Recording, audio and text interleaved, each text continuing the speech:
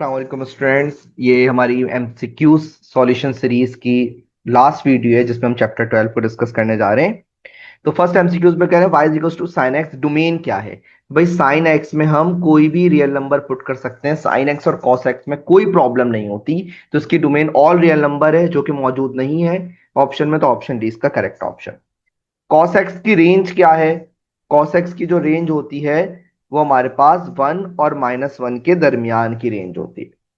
यानी cos x का maximum value 1 आती है और मिनिमम वैल्यू -1 आती है। तो इसलिए cos x की रेंज हो जाएगी ऑप्शन ए इसका correct option. y is equal to tan inverse the domain. मैं इसको इस तरह समझाता हूं। tan इनवर्स x की डोमेन पूछ रहे हैं ना, आप इसको सीधा कर दें। tan x की आप रेंज बता दें। जो tan x की रेंज होगी वो उसके इनवर्स की डोमेन होगी। तो tan x की रेंज क्या होती है? tan x का आउटपुट क्या होता है? वो तो भाई सब आते हैं आंसर। tan इनवर्स का ग्राफ बनता है इस तरीके से, इन्फिनिटी से माइनस इन्फिनिटी। तो इसका मतलब 3 का ऑप्शन बी हो जाएगा। हमारे पास tan x की रेंज इन्फिनिटी से माइनस इन्फिनिटी सारे रियल नंबर होते हैं, तो इसकी डोमेन हो जाएगी इनवर्स की सारे real number. y is equal to secant inverse x then range. तो भाई इसको सीधा कर लो, सीकेंड एक्स यानी 1 अपॉन कॉस एक्स की डोमेन सोच लो। तो cos x का मसला होता है जब π/2 आ जाए, यानी 90 डिग्री आ जाए, 270 डिग्री आ जाए, यहाँ पे जीरो हो जाता है cos x। और 1/cos x जब जीरो हो जाएगा 1/0, तो सीकेंड इन पर अनडिफाइंड हो जाएगा। तो π/2 नहीं हो सकता। तो ऑप्शन ए इसका correct option. Inverse function exist if and only if the function is bijective. Function bijective exist करता है, शायद हमने चैप्टर 8 में भी डिस्कस किया था। कॉट इनवर्स एक्स किसके बराबर है? भाई इसको मेरे करने का तरीका थोड़ा सा डिफरेंट है, मैं इसको डिटेल में जाए बगैर मैं इसको ऑप्शंस को यूज करूंगा। कॉट इनवर्स एक्स पहले ऑप्शन के बराबर लेते हैं। ऑप्शन है π/2 माइनस tan इनवर्स एक्स।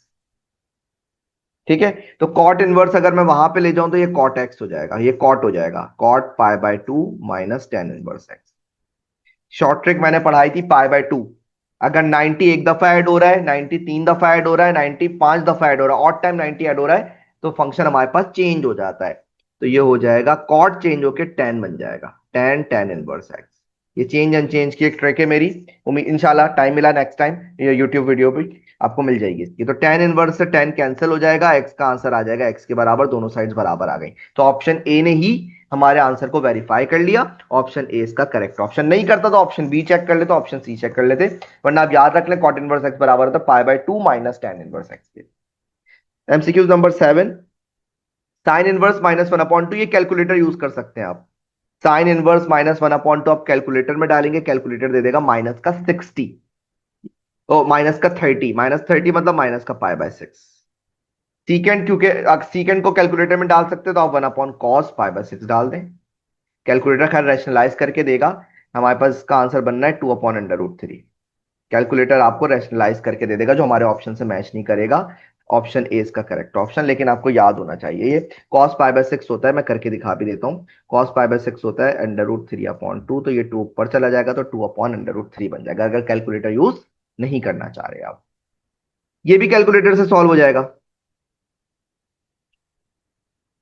तो इसको कैलकुलेटर के लिए क्या करेंगे भाई आप? कॉस साइन इनवर्स 1/√2 यानी π/4। साइन इनवर्स π/4 होता है, कॉस π/4 1/√2 के या √2/2 के बराबर होता है। ऑप्शन डी इसका correct option. Cos inverse A plus cos inverse B, formula है इसका cos inverse A B -1 minus A square 1 minus B square under root के अंदर। ऑप्शन ए इसका correct option. Ten, tan inverse minus x, minus पीछे चला जाएगा -10, क्योंकि even odd function का आप लोगों को पता है। tan इनवर्स -1 बेशक कैलकुलेटर में डालें, कैलकुलेटर देगा माइनस का 45 या माइनस का π/4, रेडियन में या डिग्री में फर्क पड़ेगा। इसका ऑप्शन बी इसका correct option. 12 tan 2x is equal to -1। ये मैं सॉल्व करके दिखा देता हूं। 2x is equal to tan inverse -1। tan -1 कब होता है? तो सेकंड क्वाड्रेंट में और फोर्थ क्वाड्रेंट में। ये बोल रहे हैं फर्स्ट और फोर्थ क्वाड्रेंट में आंसर देना है आपको, एमसीक्यूज में रिस्ट्रिक्शन लगाई हुई है। तो फोर्थ क्वाड्रेंट में क्या होता है आपको याद होना चाहिए। tan इनवर्स 1 प्लस का 1 फर्स्ट क्वाड्रेंट में होता है π/4 पे।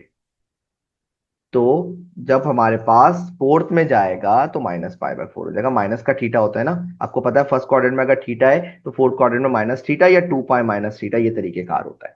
इसका आंसर आ जाएगा माइनस का π/4 फोर्थ क्वाड्रेंट में। 2 डिवाइड हो जाएगा वहां पे आके, तो x का आंसर आ जाएगा -π/8, जब 2 को वहां पे जाके आप डिवाइड कर देंगे। ऑप्शन ए इसका करेक्ट ऑप्शन।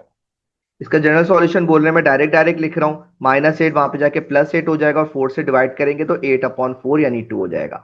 साइन का आंसर कभी भी 2 नहीं होता, मैक्सिमम 1 होता है, मिनिमम -1 होता है, इसका मतलब ये कभी पॉसिबल ही नहीं है। ऑप्शन डी इसका करेक्ट ऑप्शन। 14 में कह रहे हैं सॉल्यूशन ऑफ इक्वेशन, सॉल्यूशन कर लेते हैं भाई। तो ये हो जाएगा sine x is equal to -√3/2। Fourth quadrant में आंसर देना है, पहले फर्स्ट में निकाल लेते हैं। फर्स्ट में साइन एक्स प्लस √3/2 कब होता है? ये होता है 60 डिग्री पे, यानी π/3 पे। फोर्थ में निकालने के लिए क्या करना पड़ेगा? माइनस का थीटा या 2π माइनस थीटा, तो माइनस का π/3, और यही ऑप्शन में नजर आ रहा है। ऑप्शन बी इसका correct option. All trigonometric functions are periodic function. Option A. General solution of every trigonometric equation consist of, general solution में इनफाइनाइट सॉल्यूशंस होते हैं। कॉस का पीरियड क्या होता है? कोई एंगल चेंज तो नहीं हुआ, 1 थीटा लिखा हुआ है, तो कॉस का पीरियड होता है 2π। ऑप्शन सी इसका करेक्ट ऑप्शन। अगर एंगल चेंज हो जाता है तो उसका मैं भी बता भी दूंगा। वन सॉल्यूशन ऑफ सीकेंड x-2, मैं सीकेंड नहीं लिखूंगा, मैं इसको कॉस ले लूंगा, कॉस -1/2। कॉस -1/2 होता है सेकंड क्वाड्रेंट में, और कौन से क्वाड्रेंट में होता है भाई? और होता है हमारे पास ये थर्ड में।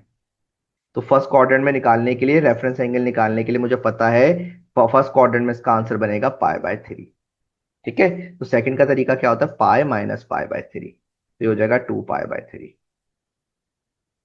और अगर मैं थर्ड में निकालना चाह रहा हूं तो पाई प्लस π/3, ऐसा ही है, तो ये हो जाएगा 4π/3। तो हमारे पास 18 का आंसर बन जाएगा, 18 का आंसर हमारे पास मैच हो रहा है ए से, 2π/3, क्योंकि 4π/3 है नहीं, 2π/3। ऑप्शन ए इसका करेक्ट ऑप्शन। बोले कॉस थीटा -1/2 और साइन थीटा -100, ये आप कैलकुलेटर में ना थीटा की जगह कैलकुलेटर को रेडियन में करके ऑप्शंस रखते जाएं, और देखें दोनों कब मैच कर रहे हैं। तो ऑप्शन सी, जब 4π/3 रखेंगे आप तो दोनों मैच कर जाएंगे, आपको मैच होते हुए नजर आएंगे। अब पीरियड निकालने का तरीका समझा रहा हूं। लिखा हुआ साइन 1/2x, ऐसा ही है ना, आसान लफ्जों में समझा रहा हूं। तो एक्स के साथ क्या मल्टीप्लाई हो रहा है? 1/2। अब इसको करते हैं रेसिप्रोकल, ये सबके लिए, और साइन का एक्चुअल पीरियड लिखते हैं। जो भी एक्स के साथ मल्टीप्लाई हो रहा है उसको रेसिप्रोकल कर दें, और उस फंक्शन का एक्चुअल पीरियड लिख दें। साइन होते 2π, कॉस है तो 2π, tan है तो पाई, तो ये हो जाएगा यहाँ पे 2π, तो इसका फाइनल पीरियड क्या बन जाएगा? 4π, यानी कि ऑप्शन ए इसका करेक्ट ऑप्शन।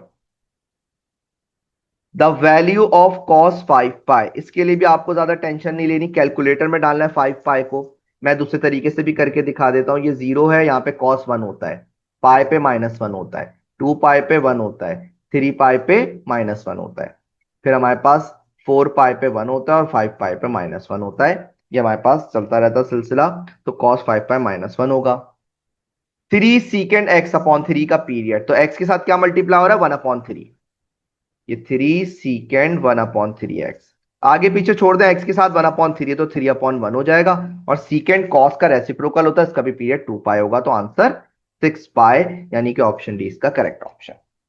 पीरियड 10 7x, फिर से x के साथ 7 मल्टीप्लाई हो रहा है, 1/7, और 10 का पीरियड पाई होता है, तो π/7, ऑप्शन सी इसका करेक्ट ऑप्शन। यहां पर हमारे पास पूरे बुक के एमसीक्यूज अल्हम्दुलिल्लाह कंप्लीट हो गए। इसकी आपको अच्छे से प्रिपरेशन करनी है, ताकि आप लोग 20 आउट ऑफ 20 मार्क्स लेकर आ सकें। एमसीक्यूज में सॉलिड मार्क्स होते हैं, अच्छे से इसकी वीडियोस को देखना है ताकि आपके लिए हेल्पफुल रहे। जजाकल्लाह, अल्लाह हाफिज।